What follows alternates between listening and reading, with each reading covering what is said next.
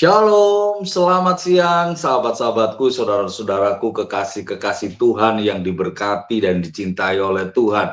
Apa kabar Anda di hari ini? Saya percaya penyertaan Tuhan, perlindungan Tuhan sungguh sangat sempurna buat kita. Dan siang hari ini saya Pendeta Andreas Junadi dari Gereja Allah Baik Mojokerto bersyukur kepada Tuhan diberikan kesempatan untuk berbagi tentang kebenaran firman Tuhan. Dan saudara-saudara yang saya kasihi, sebelum kita masuk dalam pemberitaan firman Tuhan siang hari ini, mari bersama-sama kita satukan hati kita datang kepada Tuhan.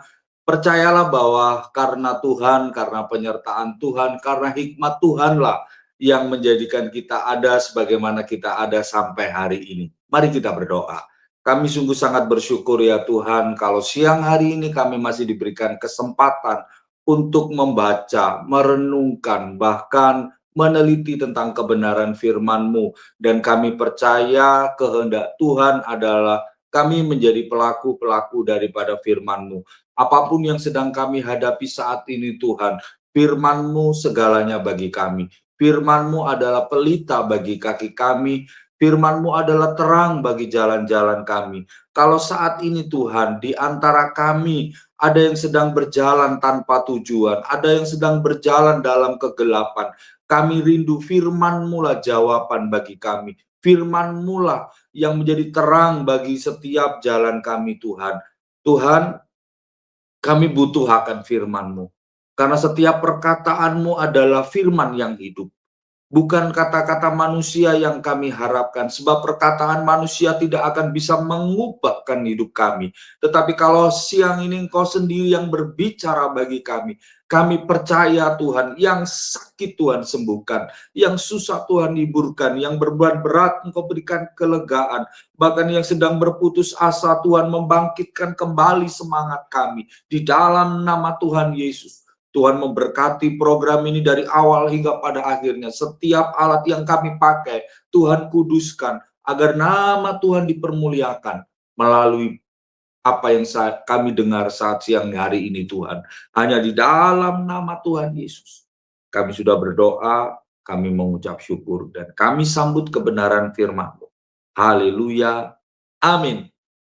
Mari saudara-saudara, siang hari ini saya mengajak saudara-saudara untuk membuka Alkitab kita yang terdapat dalam kitab Mazmur pasal yang ke-57 ayat yang pertama. Karena saya tinggal di Mojokerto, Jawa Timur, dan ada sebuah guruan yang selalu saya lontarkan kepada jemaat. Ada nama orang Jawa, satu-satunya nama orang Jawa yang ditulis di Alkitab. Dan itu adalah kitab Mazmur. Karena biasanya kalau kita menyebut orang laki-laki di Jawa itu Mas gitu kan. Nah, Mazmur 57 ayat yang pertama. Dari judulnya, di sana disebutkan diburu musuh, tetapi ditolong oleh Allah. Wah, luar biasa. Diburu musuh, ditolong oleh Allah. Nah, hidup kita adalah kehidupan yang dikelilingi oleh musuh. Suka atau tidak suka, kehidupan kekristenan itu tidak pernah bisa lepas dari yang namanya musuh. Bahkan mungkin Anda bisa berkata, loh, aku sudah lakukan yang benar kok. Aku sudah lakukan firman Tuhan, aku sudah melayani. Tapi kenapa kehidupanku penuh dengan musuh? Kehidupanku dikelilingi oleh musuh. Hari ini nanti saya akan jelaskan bahwa musuh kita itu bukan darah dan daging. Tetapi hari ini kita melewati sebuah masa-masa di mana kesulitan itu menjadi sesuatu yang akrab dalam kehidupan kita. Tetapi ingat janji Tuhan, Dia Allah yang menolong kita. Bahkan firman Tuhan lain berkata, kemalangan orang benar itu banyak. Orang benar itu saya dan saudara. Seharusnya kita binasa, tapi oleh pengorbanan Kristus di atas kayu salib, kita dibenarkan. Kita tidak jadi binasa, tapi kita berhak atas warisan surgawi buat kita yang percaya kepada Kristus. Nah, banyak orang menjadi putus asa, banyak orang percaya yang meskipun dia terlibat aktif dalam pelayanan, mengakhiri hidupnya dengan Sesuatu yang sia-sia karena persoalan yang dihadapi tidak kunjung mendapatkan jalan keluar. Ingat ayat itu berkata kemalangan orang benar itu banyak, tidak titik tapi ada komanya. Dan komanya itulah yang menyejukkan hati kita hari-hari ini, karena ayat itu dilanjutkan dengan kalimat yang indah sekali Bapak Ibu Saudara. Kalimatnya berbunyi begini, tetapi dia siapa? Tuhan. Tuhan yang kita sembah siang dan malam, Tuhan yang kita layani, tetapi dia melepaskan kita. Siapa kita? Orang benar. Orang yang sudah dibenarkan Tuhan, sekalipun masalah kita banyak, persoalan kita berat, bahkan mungkin sakit kita, kata dokter itu parah. Tetapi ingat janji Tuhan, kemalangan orang benar itu banyak, tetapi Tuhan melepaskan dia dari semuanya. Bukan cuma satu masalah, tapi semua persoalan kita. Tidak ada yang tidak bisa Tuhan tolong. Tidak ada persoalan itu yang tidak ada jalan keluarnya. Semua kita, ketika kita percaya dan mengandalkan Tuhan, hidup sepenuhnya kepada Tuhan, Tuhan pasti buka jalan buat kita. Nah, di Mazmur 57 ayat yang pertama, mari kita baca sama-sama. Untuk pemimpin biduan, menurut lagu Jangan Memusnahkan. Mikam dari Daud ketika ia lari daripada Saul ke dalam gua. Kalau dari ayat yang pertama ini, kita bisa tahu bahwa Mazmur ini ditulis oleh seorang raja yang terkenal dari zamannya sampai zaman sekarang. Kita mengenal siapa Daud. Bahkan di sekolah minggu pun kalau ditanya raja-raja yang kalian hafal, pasti Raja Daud ada di urutan pertama yang disebut oleh murid-murid sekolah minggu. Siapa yang tidak tahu kisahnya tentang Daud? Daud ini dipilih sendiri oleh Tuhan ketika Samuel harus mengurapi anak-anak Isai. Kakak-kakaknya Daud maju, tetapi ditolak oleh Allah. Karena bukan yang itu yang dikehendaki Allah. Dan tibalah giliran ketika Isai menyebut bahwa satu lagi anakku tetapi sedang mengembalakan domba di padang gurun. Disuruhnya dipanggil Daud. Dan ketika Daud menghadap kepada Samuel, Samuel berkata dalam hatinya, masa orang yang seperti ini harus jadi pemimpinnya Israel? Allah berkata, bukan yang dilihat manusia yang dilihat Allah. Manusia cuma melihat dari luarnya, tetapi Allah melihat kedalaman hatinya. Dan saat itu Daud diurapi. Daud jadi raja. Tapi kita tahu perjalanan Daud ketika dia diurapi, tidak serta-merta Daud bisa duduk di istananya. Tidak serta-merta Daud bisa duduk di singgasananya. Daud seketika diurapi jadi raja, dia harus sembunyi dari gua yang satu ke gua yang lain. Dia harus berhadapan dengan Saul yang notabene adalah mertuanya sendiri. Masalahnya cuma karena ketika Daud mengalahkan musuh-musuhnya, dia kembali, rakyat Israel ini bersorak-sorai, mengagung-agungkan Daud. Mereka berkata, Saul mengalahkan beribu-ribu musuh, tapi Daud mengalahkan berlaksa-laksa musuh. Dan saudaraku, ketahuilah saat itu hati Saul menjadi panas, hati Saul menjadi marah. Dia berkata dalam hatinya, orang ini yang akan menghancurkan tahtaku. Dialah yang akan merebut kekuasaanku. Dan hari itu dia bermufakat untuk membunuh Daud. Sehingga Daud harus lari dari gua yang satu ke gua yang lain. Kenapa saya harus ceritakan ini kepada saudara? Supaya kita ngerti gambarannya. Bahwa orang yang dipilih Allah, orang yang dikehendaki Allah untuk jadi pemimpin Israel, tidak serta-merta selesai dari masalahnya. Mungkin hari ini kita bisa berkata, aku kan cinta Tuhan. Apa sih yang tidak aku beri untuk Tuhan? Apa sih yang tidak aku lakukan untuk Tuhan? Tetapi itu tidak serta-merta menghapuskan masalah itu dari hidup kita. Dan mulai dari pernyataan yang sudah saya sampaikan, kita harus membuka hati kita bahwa hidup kekristenan itu harus akrab dengan yang namanya persoalan. Kita harus akrab dengan yang namanya tekanan. Karena Allah kita mencintai yang namanya proses. Kalau hari ini kita tengah ada dalam persoalan yang Tuhan izinkan sebagai proses dalam hidup kita, seperti yang dialami Daud. Kalau serta-merta Daud punya kejayaan, Daud punya segala-galanya, saya percaya Daud bisa jadi sombong. Tetapi Tuhan izinkan persoalan demi persoalan itu terjadi dalam kehidupannya. Bahkan dia merasa gelisah, dia merasa takut, dia harus sembunyi karena ini sudah menyangkut urusan nyawa.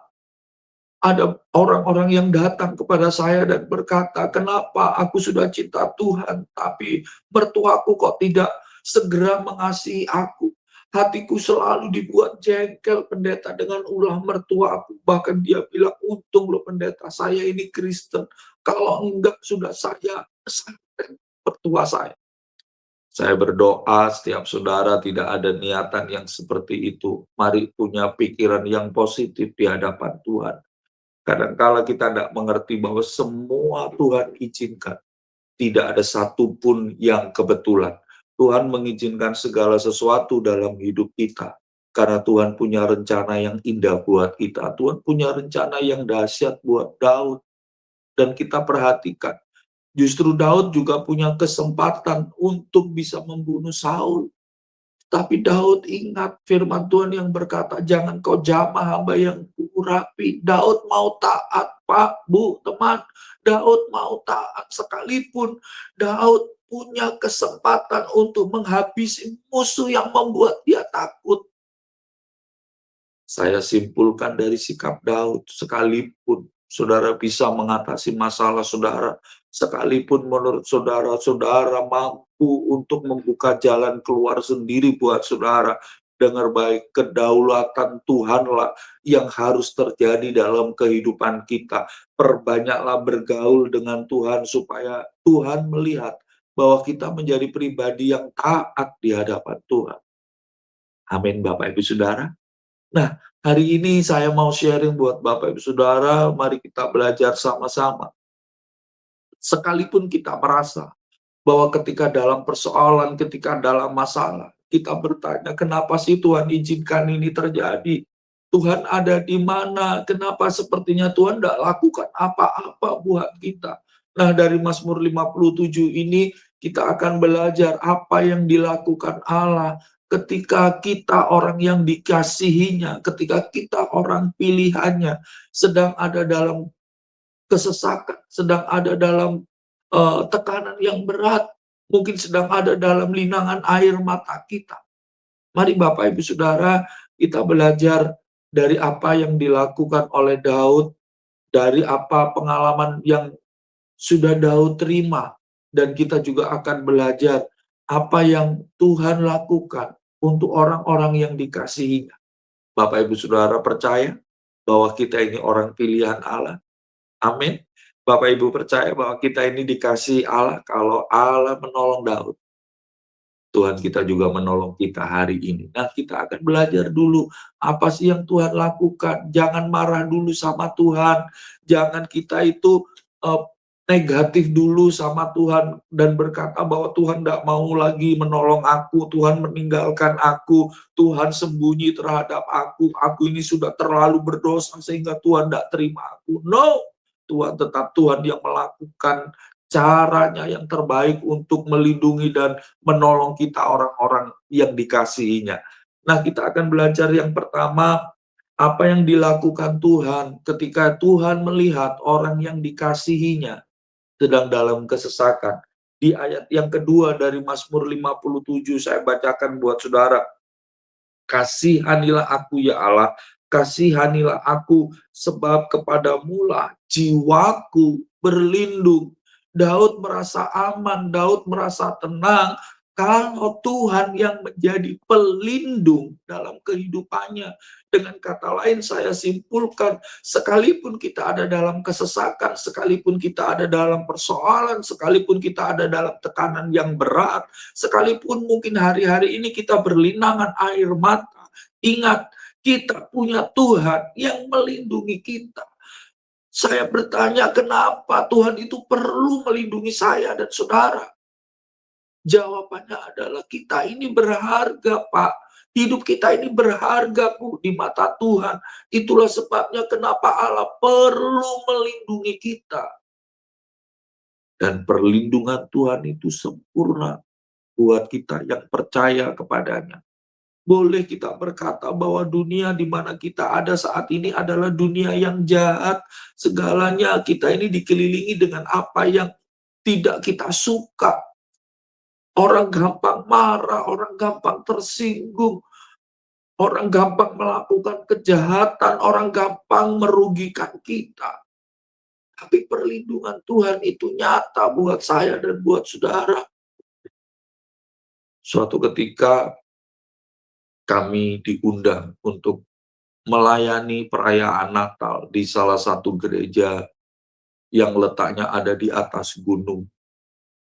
Dan kami berangkat sekeluarga melayani, dan hari itu kami dipercaya Tuhan untuk mengendarai mobil yang usianya lebih tua dari usia anak saya. Dan kondisi dari mobil ini benar-benar memprihatinkan. Tapi karena kami harus bawa logistik untuk pelayanan pedesaan, hadiah Natal juga, karena itu perayaan Natal. Jadi kami harus pakai mobil itu yang cukup untuk menampung kami sekeluarga, juga barang-barang yang harus kami bawa. Dan dari start kami mau berangkat, anak saya yang pertama itu yang berkata, "Biar aku yang nyetir." Saya bilang sama dia, "Kamu udah biasa mengemudikan mobil ini, biar papa aja." Dia tetap maksa. "Nggak apa-apa, hari ini papa duduk saja. Karena papa nanti mau khotbah, mau pelayanan, biar saya yang nyetir." Oke lah, karena dia yang minta, kami menikmati perjalanan itu. Dan saudara, tiap kali kami pelayanan ke tempat itu, kami pakai mobil yang kecil, itu selalu kalau berpapasan dengan kendaraan lain, dari jauh kami harus cari stand untuk menghindar, untuk memberi jalan yang lain dulu, dari depan kami misalnya. Nah, ini mobilnya cukup gede, dan waktu kami berangkat, itu hujan rintik-rintik. Saya katakan sama anak saya, biar diganti papa aja karena medannya cukup sulit. Anak saya bilang, "Nggak usah, Pak, saya seneng kok nyetir." Dan waktu kami berangkat, kami bisa lihat di sebelah kiri kami jurang, di sebelah kanan kami ada pohon-pohon durian yang mulai berbunga, Saudara. Nah, sebelah kanan memang menghiburkan, tapi sebelah kiri jurang. Nah, itu yang membuat hati, sekalipun saya hamba Tuhan, itu waduh, terus-terusan saya berdoa, "Tuhan, tolong, Tuhan, tolong." Saudara, di tengah-tengah rasa rindu melayani dan juga ketakutan karena medan yang harus dihadapi itu, saya ketika pelayanan di radio, saya sering ajak anak-anak saya, dan saya sering juga ajak anak saya Ruben yang waktu itu masih usia 6 tahun. Dia tiba-tiba mengambil HP saya, kemudian dia men-syuting sekitarnya ya, kalau bahasanya dia nge-vlog hari itu, dan dia berkata begini, "Saudara-saudara, hari ini kita akan pelayanan Natal di atas gunung, saudara-saudara." Ya, dia syuting sekitarnya, dia lihat, ini kita sedang ada di atas gunung, saudara-saudara, dan itu guys, di bawah sana ada jurang guys, di sebelah kanan, wah ini guys, ini ada pohon-pohon durian, ada kebun-kebun, wah indah sekali guys. Terus dia juga arahkan ke wajah saya dan dia berkata, "Guys, ini papaku yang mau melayani guys." Padahal di hati saya itu perasaan, wih, gitu kan. Tapi dia menutup dengan kalimat begini, "Guys, tapi kami percaya guys, Tuhan melindungi kami. Kami pasti sampai dengan selamat." Oh, haleluya. Sampai akhirnya saya bilang sama anak saya ini, "Kamu aja yang khotbah, Ben." Pelayanan selesai, pulang saudara kita. Beda dengan ketika waktu berangkat, kita sore masih bisa lihat bawahnya jurang, kita bisa lihat ke kanan, kita bisa melihat kebun-kebun. Tapi waktu pulang, beda cerita. Hujannya nggak tambah berhenti, tapi tambah kenceng. Sudah gitu kita mesti turun dari gunung. Nah, kita waktu ada di atas gunung ini, saudara, itu kalau kita lihat ke langit, kita itu deket sekali sama bintang. Wah, waktu lihat bintang itu bagus gitu kan, tapi sekarang kebalikannya, waktu kita pulang kita lihat ke kanan, di kanan itu jurang dan di bawah itu kelip-kelip rumah penduduk. Nah, suasananya seperti itu. Saya tanya sama anak saya, "Ganti papa pulangnya, papa yang nyetir." Anak saya tetap bersikuku, "Enggak, Ustaz, Pak, tenang aja, papa habis khotbah, habis pelayanan, papa duduk aja." Di satu sisi saya seneng karena hari itu, wah, saya ini hamba Tuhan yang manja gitu kan, ada yang nyetirin. Di satu sisi, anakku ini, bisa tahu sampai kita turun nanti. Nah, si Ruben ini kembali bikin, videonya lagi ya saudara, dia, "Guys, kita pulang guys, ini malam guys, gelap guys, di sana ada jurang itu kelihatan lampu-lampu penduduk dan di atas bintang-bintang guys. Tapi saya percaya guys, kalau berangkatnya tadi Tuhan melindungi, pulang pun Tuhan melindungi." Dan sampailah kami di bawah. Saya merenungkan, benar ya yang dikatakan oleh anak saya. Saya minta ampun sama Tuhan kalau saya sempat takut, saya tempat gelisah, mobilnya sudah mobil tua, yang nyetir juga baru beberapa kali nyetir mobil itu. Dan saya mau bilang buat saudara, kami sekeluarga bisa sampai, bahkan kami sampai ke rumah. Saya merenungkan, kalau bukan Tuhan yang melindungi, gak tahu apa yang harus kami alami.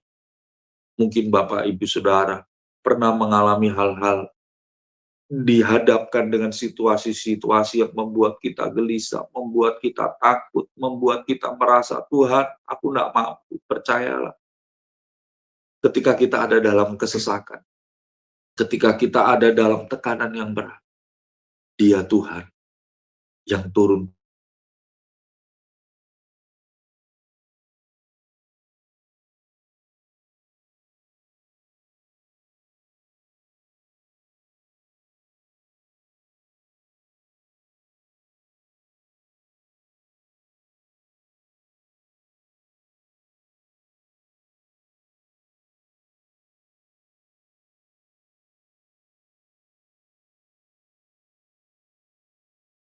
Sendirian. Bahkan Dia berjanji Dia menampung air mata kita dalam kirban. Oleh sebab itu, Bapak Ibu Saudara, kuatkan iman saudara, kuatkan hati saudara.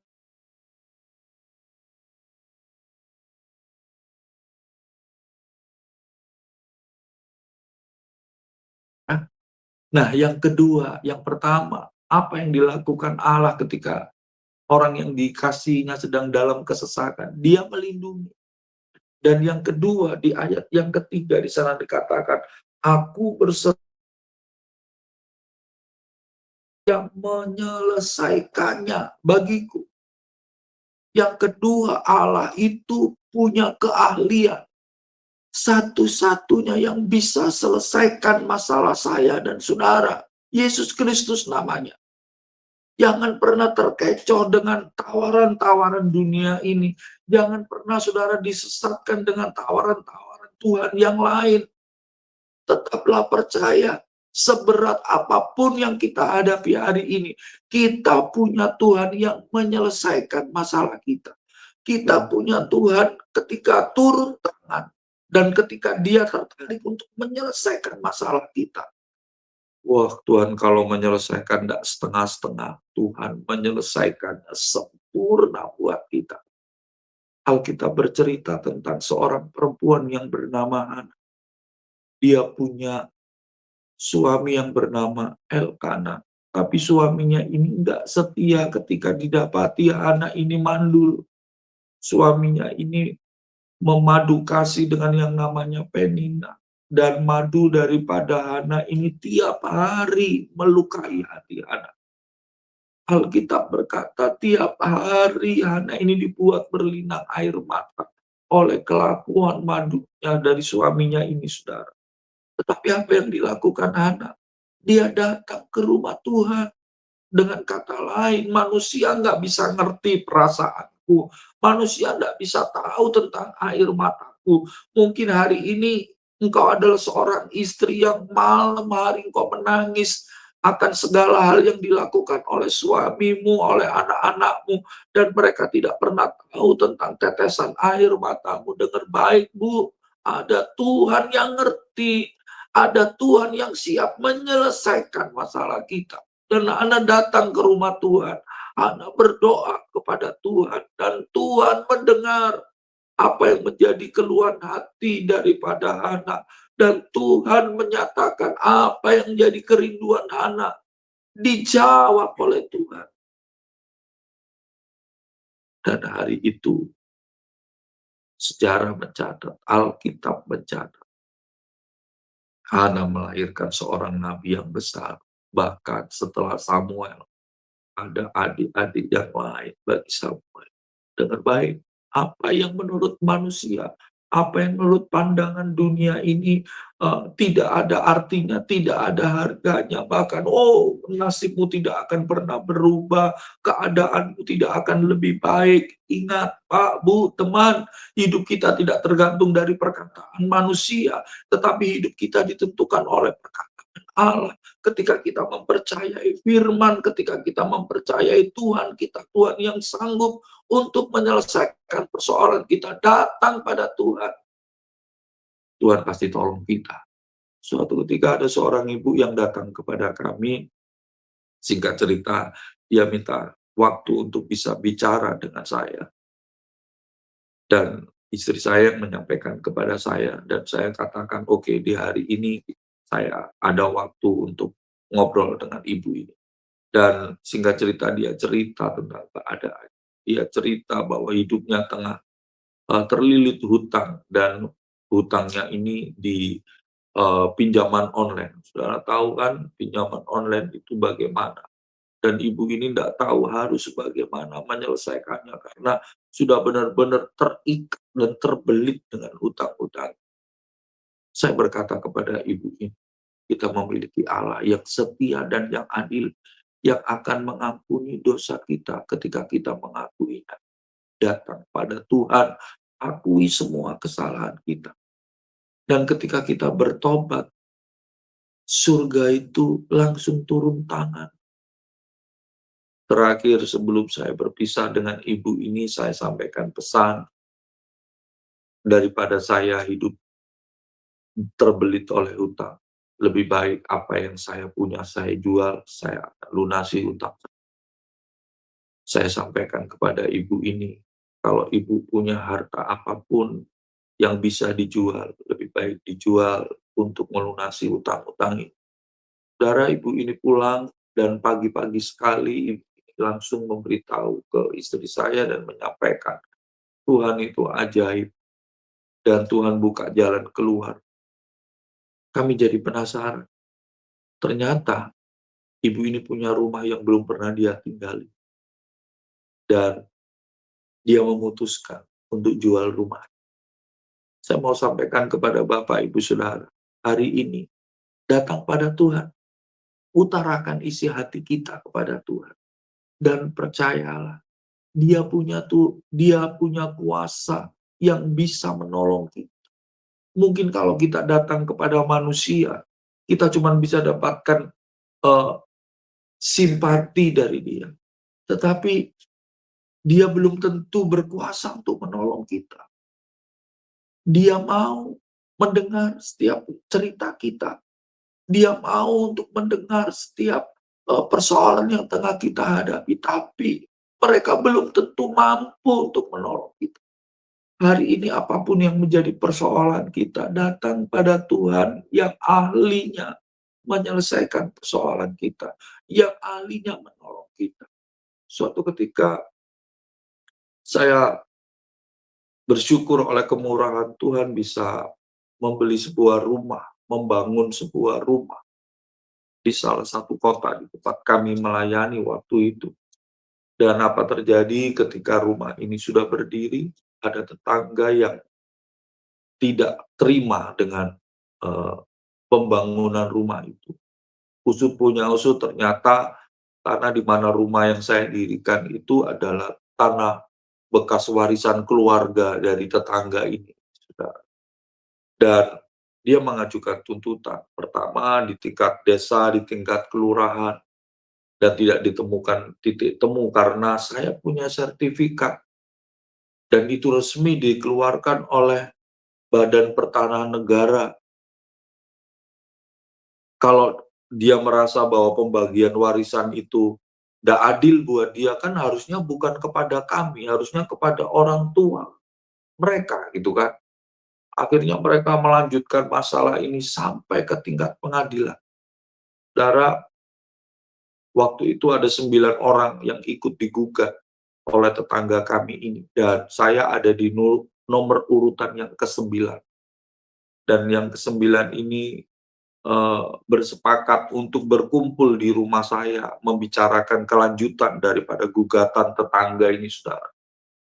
Kami bersepakat untuk, memakai jasa pengacara untuk mewakili kami di pengadilan dan tentu, jasa pengacara ini harus dibayar.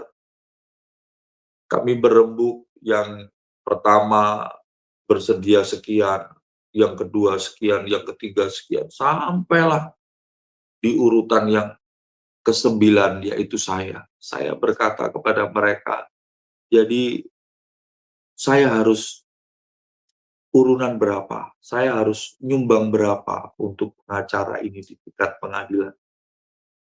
Mereka kompak bergantian berkata begini, "Bapak pendeta, sudah ndak usah ikut-ikut bayar, biar kami yang selesaikan. Tolong Bapak yang berdoa." Wah, puji Tuhan, bukan saya ndak mau loh, Saudara. Saya sudah menawarkan, tapi mereka bergantian sepakat berkata, "Sudah, Bapak berdoa saja." Baik, mereka hadapi itu di pengadilan, saya berdoa, "Tuhan, tolong." Dari sejak awal pembangunan rumah ini, mujizat demi mujizat Tuhan tunjukkan sehingga rumah ini boleh berdiri dan sekarang kami tinggal tempat. Kenapa ada masalah yang seperti ini, Tuhan? Kami tidak mau melakukan kesalahan di hadapan Tuhan juga di hadapan manusia. Kalau memang ini tanahnya dia, Tuhan, jangankan tanahnya, rumah-rumahnya saya akan berikan ke dia. Tapi kalau memang ini pemberian Tuhan, bela kami, Tuhan. Wah, puji Tuhan, Saudara. Di tingkat pengadilan kota waktu itu kami menang.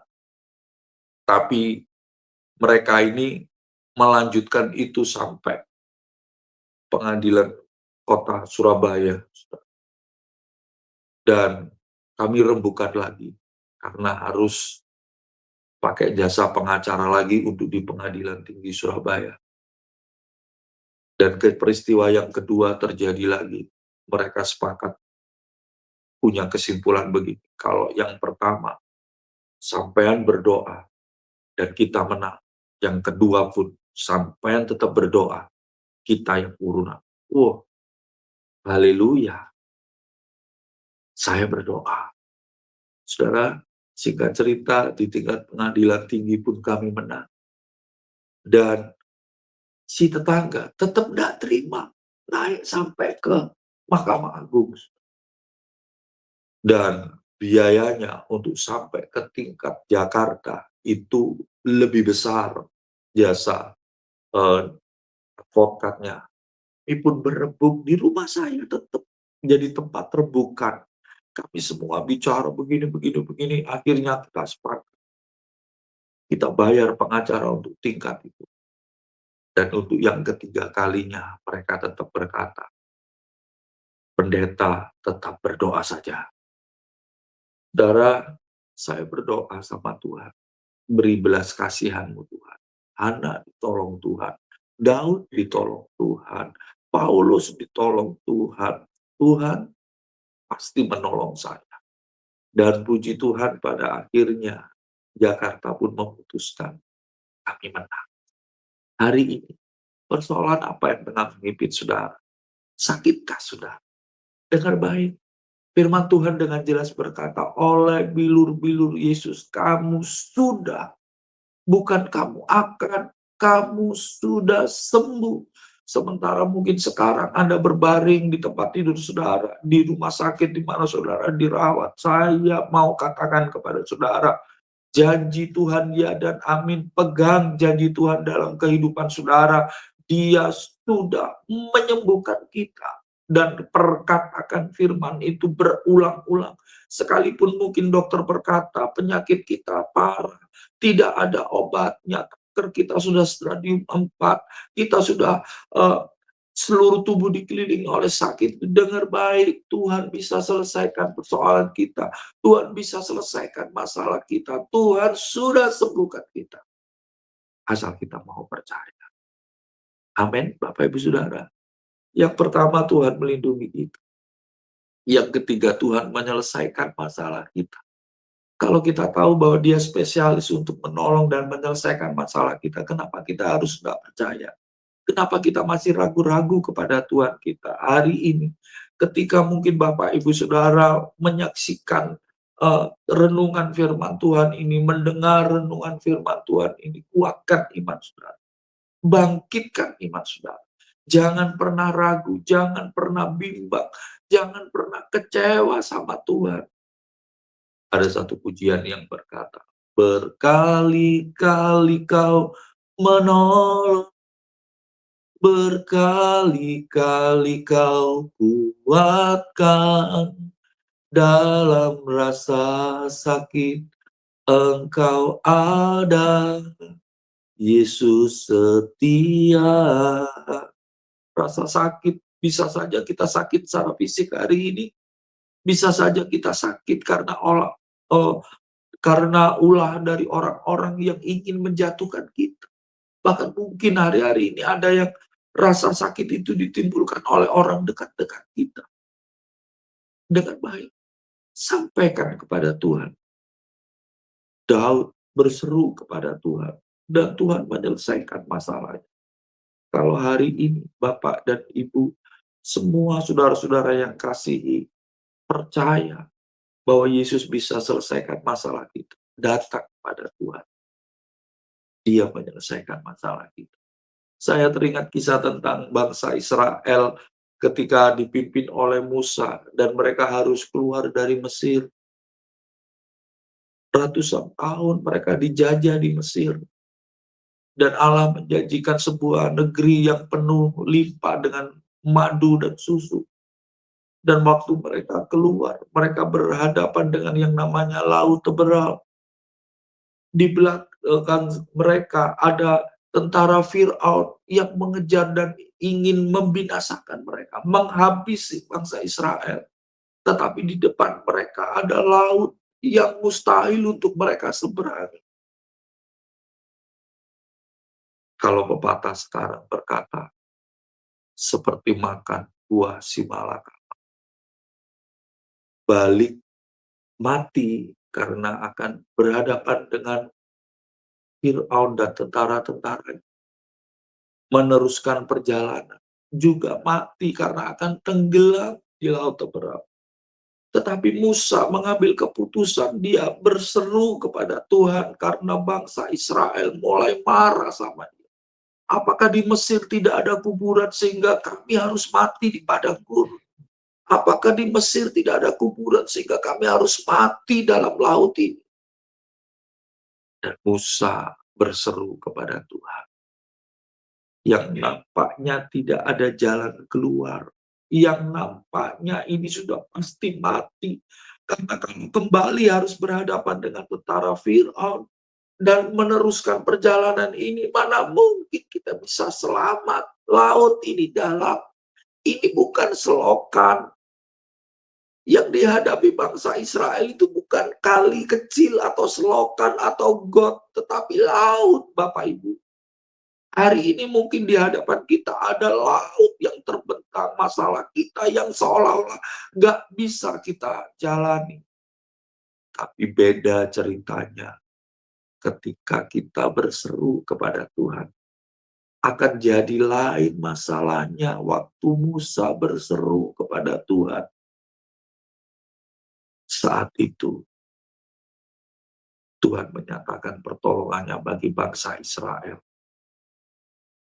Laut terbelah. Saudara perhatikan baik-baik ya. Yang dilewati oleh bangsa Israel itu bekasnya air laut.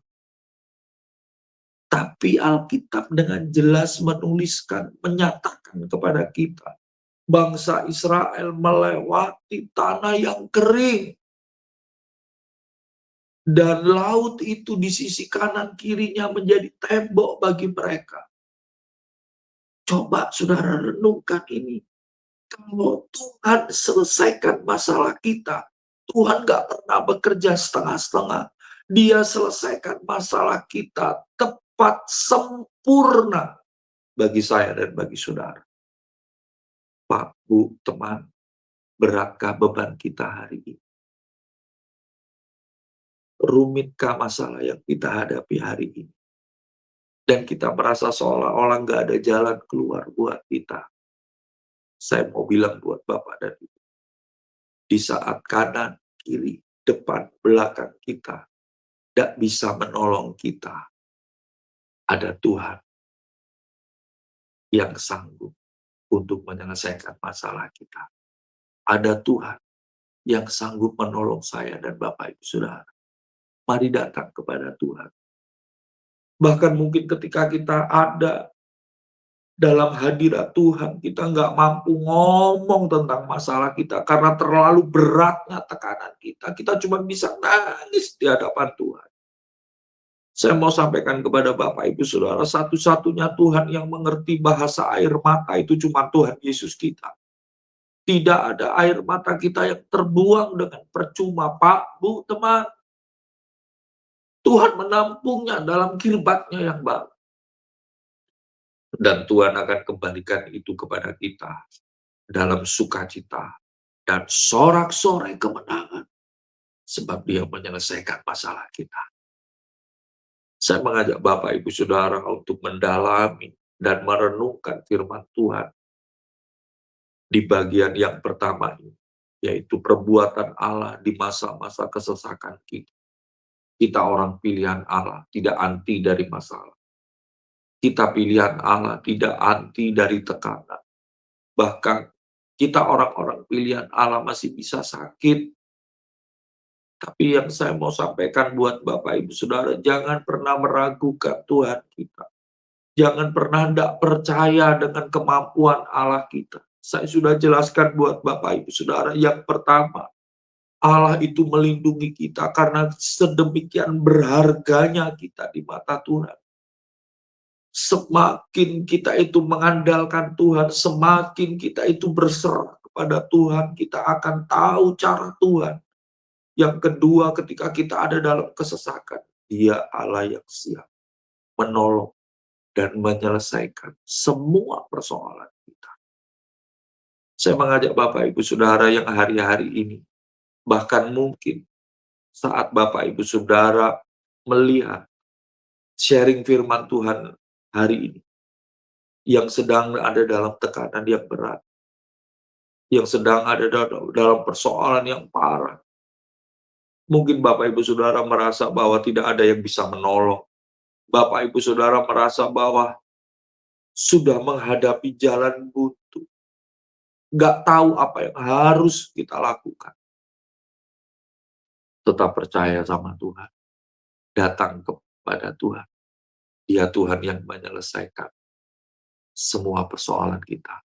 Ingat, kemalangan orang benar itu banyak. Tetapi Tuhan meluputkan dia dari semuanya. Saya mengajak Bapak Ibu Saudara untuk berdoa. Mari renungkan sejenak sepenggal firman yang kita dengar hari ini. Masih ada kelanjutan dari apa yang Tuhan lakukan buat kita ketika kita ada dalam kesesakan.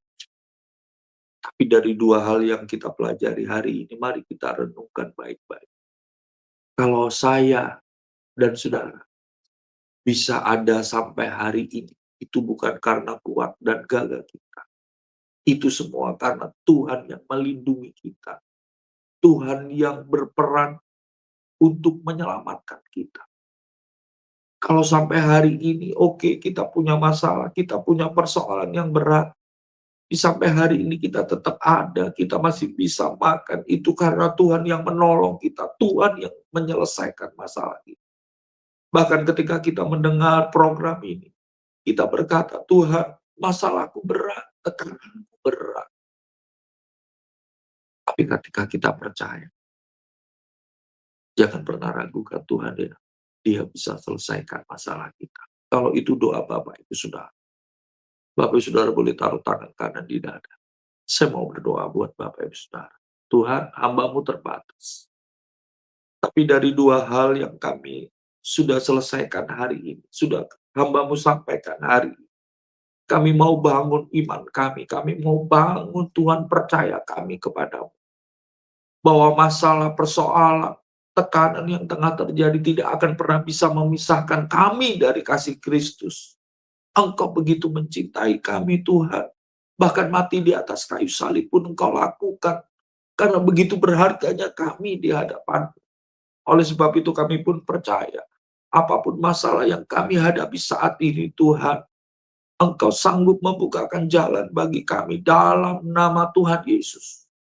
Kami yang mengalami tekanan yang berat, kami yang sedang berurai air mata hari ini, kami percaya Tuhan. Engkau Bapa kami, Engkau pembela bagi kami, Engkau sanggup menolong kami. Dan biarlah saat ini juga Tuhan, pertolongan-Mu turun atas kami. Penyertaan-Mu, perlindungan-Mu Tuhan, turun atas kami. Terpujilah nama-Mu ya Bapa, kekal sampai selama-lamanya. Demi nama Tuhan Yesus, kami sudah berdoa dan mengucap syukur. Haleluya. Amin. Sampai berjumpa di poin yang berikutnya. Tuhan Yesus memberkati.